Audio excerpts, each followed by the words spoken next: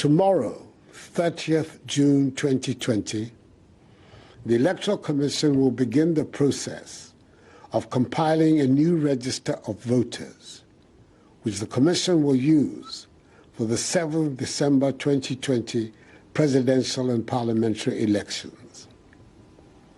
The compilation of a voters' register is one of the most important tasks in the effective functioning of any democracy, because if an eligible citizen's name is not on the register, that citizen cannot exercise the right to vote and cannot therefore participate in the determination of the choice of the government of the day.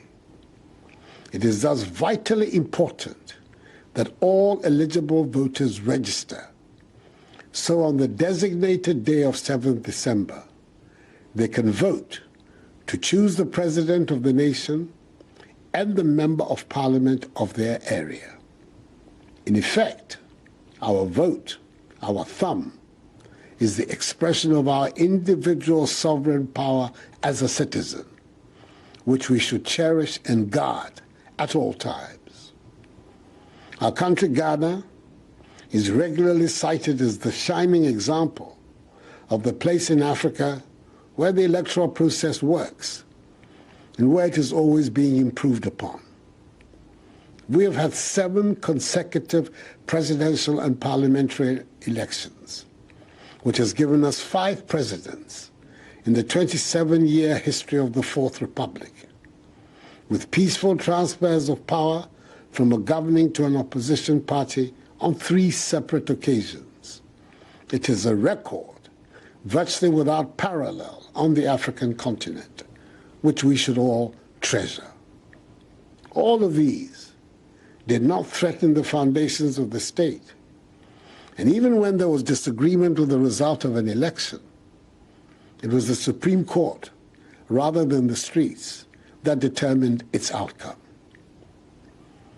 From tomorrow, in 33,367 polling stations across the country, we embark on yet another journey to deepen further our nation's democratic credentials, as the exercise to compile a new voters' register to be used for the December 7 general elections commences. The hurdle which stood in the way of the new voters' register was surmounted last Thursday, 25th June, when a 7-member panel of the Supreme Court, presided over by the Chief Justice, in a unanimous decision, settled all the issues surrounding the voters' register. The decision affirmed the right of the Electoral Commission to proceed with the compilation of a new register in accordance with the provisions of Constitutional Instrument CI 126. It reiterated the widely held belief that a credible electoral register, and indeed a credible election, are important ingredients to securing the future well-being of any democratic nation. I am proud to be a citizen of a nation whose independent institutions, like the judiciary and the Electoral Commission, continue to operate without fear or favor, ill will or malice, and without regard to the political, religious, or ethnic affiliations of any citizen or group of citizens. There are some who have argued, and continue to argue, that in the midst of a pandemic, the compilation of a new register, and indeed the conduct of the parliamentary and presidential elections, should be put on hold and scheduled for a later date, perhaps when the pandemic ends. That is not possible. The Constitution of our Republic makes no provision for the extension of the mandate of the President, who wields executive power, beyond 4 years. To exercise executive power in the Ghanaian state, you must be duly elected by the Ghanaian people. You must have their freely expressed consent. On 7th January 2021, when my mandate as the current president expires, a duly elected person must be ready to be sworn in as President of the Republic. There is no other way. And in order to forestall any needless constitutional controversy, which could throw our nation into jeopardy, we must vote on 7th December 2020. The same applies to Parliament. We should not fear or be alarmed. Despite the COVID pandemic, elections are being properly conducted in many nations across the globe. In Asia, we've witnessed the conduct of a successful election of South Korea in April, at the height of the pandemic in that country. In Europe last week, we have seen those of Poland. And in our own continent of Africa, both Mali and Malawi have preceded us in organizing successful national elections. Surely, it is not beyond Ghana to join these nations in organizing a successful general election, even in the midst of the pandemic. Fellow Ghanaians, we have chosen to govern our country according to the tenets of multi-party democracy and the principles of democratic accountability. And we dare not trade them off, more so during times of crisis.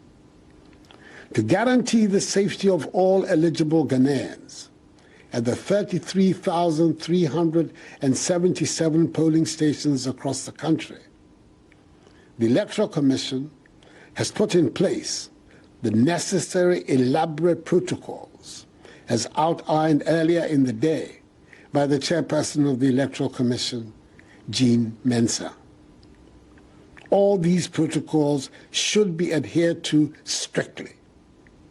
Additionally, I want to remind all Ghanaians that all the other protocols and restrictions, especially those dealing with large gatherings, must be adhered to and enforced at the polling stations at all times.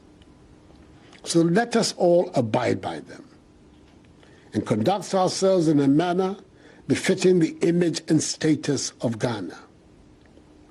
So I urge all eligible Ghanaians, I repeat, all eligible citizens, that is, Ghanaians of 18 years of age or above, and of sound mind, no matter what party they belong to, if any, to go out and register so that they can exercise their civic responsibilities on 7th December to elect a government of their choice in a free, fair, peaceful, and transparent election.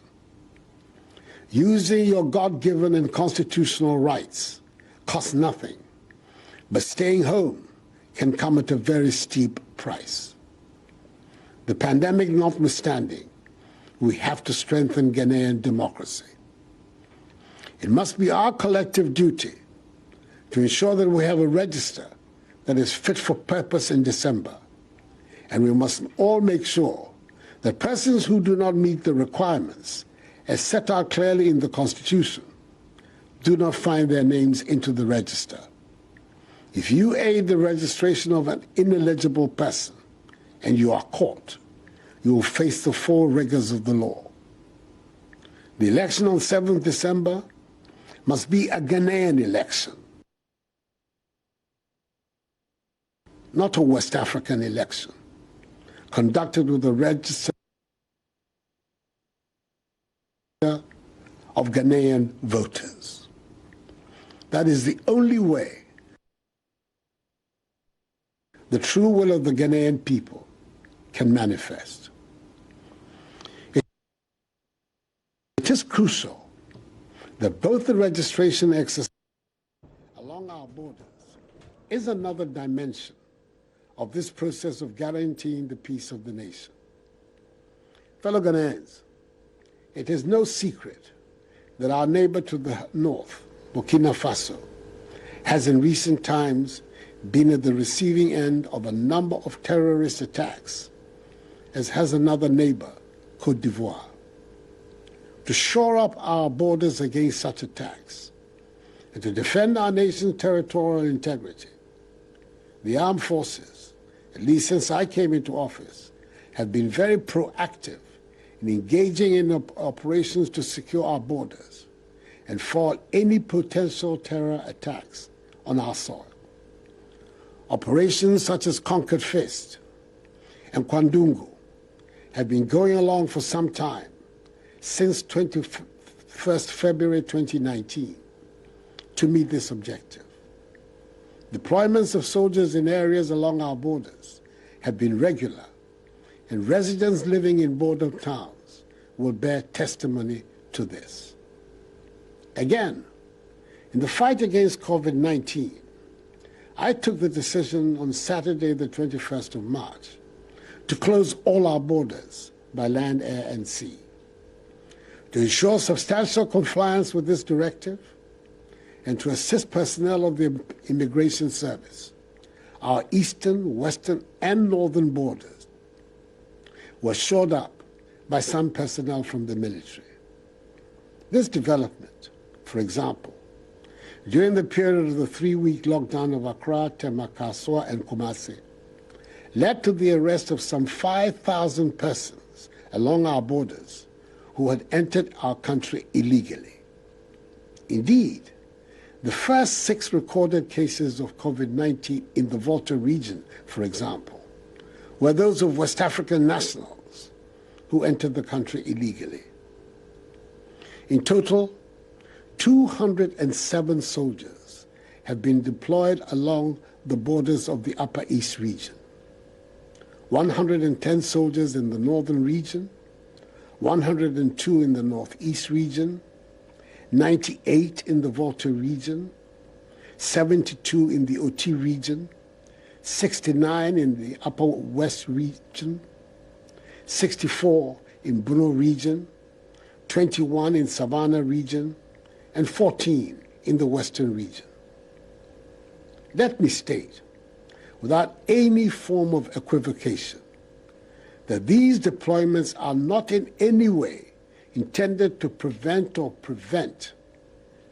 Ghanaians from registering to vote in December. They are there for their express purpose, which is to guard our borders. That is the limit of their remit, and they will not be permitted to stay beyond that remit. I'm fully aware, like the military commanders, of the sensitivity of their deployments at this position in our history, and I'm confident that that sensitivity will be fully respected. I have no interest in disenfranchising any eligible Ghanaian from registering in tomorrow's exercise, nor am I interested in any improper machinations to win any election.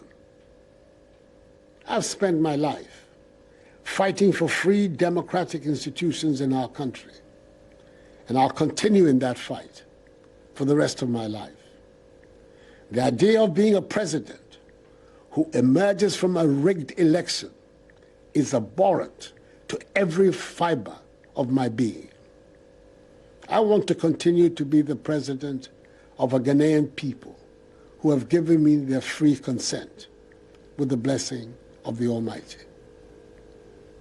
So please, once again, if you are 18 years of age and above and are of sound mind, from tomorrow or the appointed time, go to your polling station and register. If you do not register now, you cannot vote in December. Present your Ghana passport or card, which are the only 2 forms of valid identification. In the absence of any of these valid IDs, an applicant can submit one completed identification guarantee form endorsed by 2 registered voters to be registered and issued with a voter ID card. By these procedures, all eligible voters will be registered. No disenfranchisement of voters is contemplated by them. Together, and adhering to the safety protocols at the polling stations, let us demonstrate that even during a pandemic, we in Ghana continue to be a beacon of democracy on the continent. Our democracy requires not a unity of ideas or political allegiances, but a unity of commitment to the Ghana project, the free, democratic, open, prosperous, and united nation, respectful of human rights and the rule of law, that animated our forefathers to make the sacrifices for the liberation of our nation from foreign rule, that has bequeathed to us our beloved Ghana. May God bless us all in our homeland Ghana and make her great and strong. I thank you for your attention